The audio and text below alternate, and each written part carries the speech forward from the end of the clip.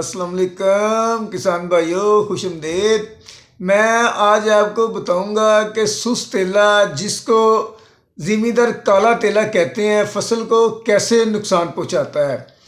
عموماً دیکھنے میں یہ آیا ہے کہ جو گندم ہم اگیتی کاشت کرتے ہیں نا، اس پر تیلے کا حملہ نہیں ہوتا۔ تو یہ جو اگیتی گندم ہوتی ہے نا، یہ جنوری کے اینڈ میں اور فروری کے شروع میں تقریباً سخت ہو چکی ہوتی ہے۔ تو جو سخت فصل ہے نا، اس پر تیلا حملہ نہیں کرتا، اس کا رس نہیں چو سکتا۔ سست تیلا پودے کے تمام حصوں پر یکساں حملہ آور ہوتا ہے۔ پودے کے سٹوں، پتوں، تنے کا سبز مادہ جو ہوتا ہے نا، اس سے رس چوسنا شروع کر دیتا ہے۔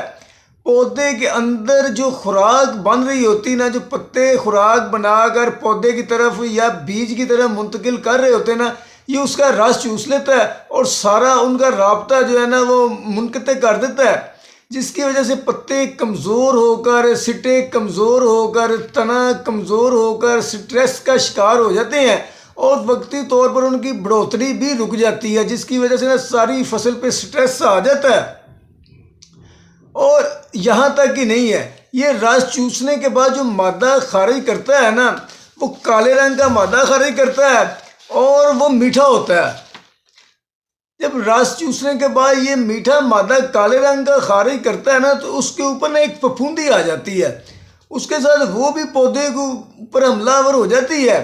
یہ کالا مادہ اتنا زیادہ ہوتا جاتا ہے کہ پتے، سٹے اور جو تنا ہے نا، وہ سارے کالے ہونا شروع ہو جاتے ہیں۔ تو اوپر ان کے پھپھوندی آ جاتی ہے، ان تک سورج کی روشنی بھی نہیں پہنچتی ہے۔ تو جو پودے کا سبز مادہ بنانے کا، جو سورج کی روشنی سے وہ کلوروفل سبز مادہ بناتا ہے نا، وہ سارا نظام جو ہے نا درہم برہم ہو جاتا ہے۔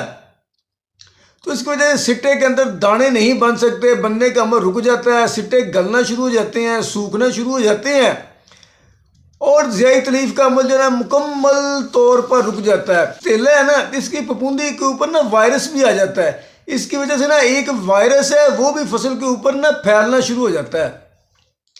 اب ہم اگر اس کا فوری تدارک نہیں کرتے ہیں نا، تو ہماری جو گندم کی فصل ہے، ایک تو وہ رک جائے گی، سٹا کالا ہو جائے گا، تنا کالا ہو جائے گا، سٹریس آ جائے گی، تو پیداوار بہت زیادہ متاثر ہوگی۔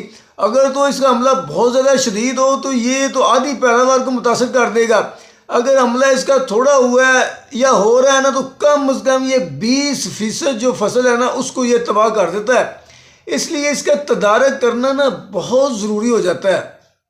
تو آپ اس کو نا زرعی ادویات کی سپرے کی مدد سے نا اس پر کنٹرول کر سکتے ہیں۔ آپ کانفیڈور یا امیڈا کلوپرڈ 250 ملی لیٹر کا 1 ایکڑ پر سپرے کر دیں، اس کا یہ کنٹرول ہو جائے گا۔ اور اس کے بعد کاربو سلفون زہر بھی مل جاتا ہے، وہ 500 ملی لیٹر کا سپرے کریں تو یہ اس سے بھی کنٹرول ہو جائے گا۔ تو ناظرین، اگر آپ کو نا فصل کا دھیان رکھنا چاہیے، اگر آپ اگیتی گندم کاشت کر لیتے ہیں نا، تو اس کا نا حملہ نہیں ہوگا۔ تو اس کا زیادہ حملہ نا پچھیتی گندم کے اوپر ہی دیکھنے میں آیا ہے، تو کوشش کریں کہ اگیتی گندم کاشت کر لیں۔ اگر اس کا حملہ ہو گیا ہے، نظر آ گیا ہے، تو اس کو موقع پر ہی کنٹرول کر لیں، تو اس لیے بڑے نقصان سے بچا جا سکتا ہے۔ تو زمیندار بھائیوں، اس کے ساتھ ہی اگر آپ کو ہماری یہ ویڈیو پسند آئی ہے تو پلیز اس کو لائک اور شیئر ضرور کریں، اور پلیز ہمارے چینل کو سبسکرائب ضرور کر دیں۔ اللہ حافظ۔